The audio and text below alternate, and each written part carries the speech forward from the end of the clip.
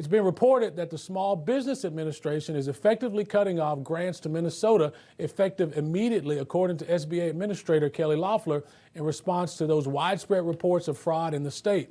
Now, Liz, it seems like this is just the beginning.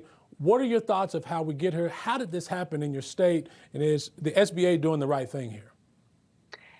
Yeah, the feds, as you said, have put the fraud total now at $9 billion, TW. The calls for Governor Tim Walz to resign, they seem to be getting louder by the day in the wake of all this fraud. I want to make something clear, however. It's frustrating to admit, but this truly has been very out in the open and widely reported for years in Minnesota. I think many taxpayers are happy now that the federal government seems to be paying attention. We actually saw today the U.S. Department of Homeland Security. They have agents on the ground in Minnesota. We saw some video tweeted earlier today conducting site visits. But we have stories dating back nearly a decade of fake daycares, fake autism sites, fake adult daycares, millions of dollars in cash, in carry-on luggage flying out of our airport here, the Minneapolis-St. Paul International Airport.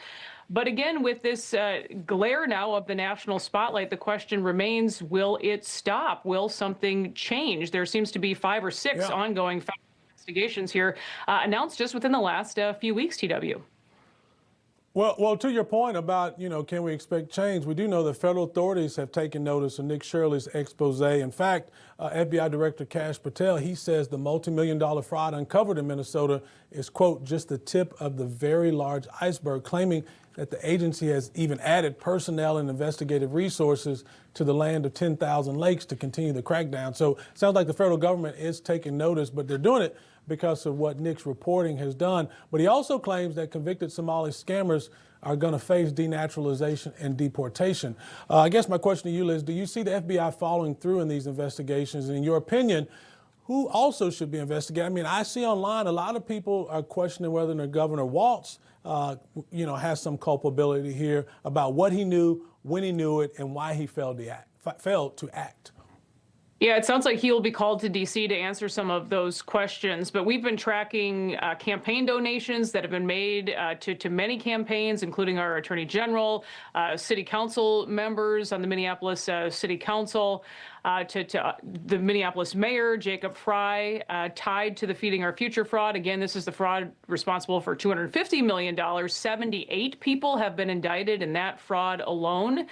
Just within the last few years, though, these charges, 90% of the federal charges have been against Somali business owners in Minnesota.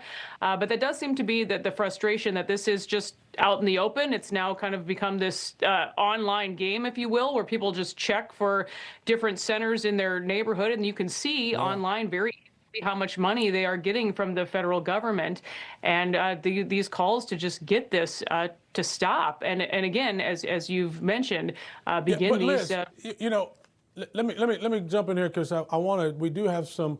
Actually, we've got a response from Governor's office when we talk about the widespread fraud. Obviously, a lot of people are interested in whether or not he's going to be held accountable. And what he had to say is very interesting.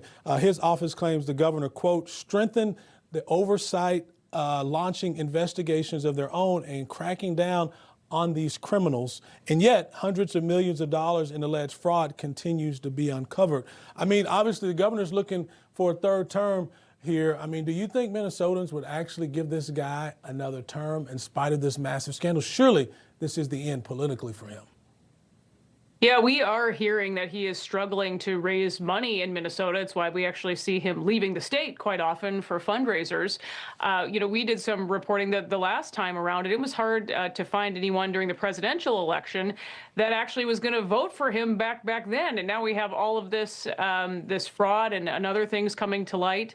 The election will be in November, but you have to wonder, are they going to swap him out and put somebody else in to run as a Democrat here in Minnesota? But it seems to be, to me, after being a reporter in Minnesota now for nearly 20 years, that there's still a long way to go until November. And I'm not sure if he's going to be able to avoid this all much longer.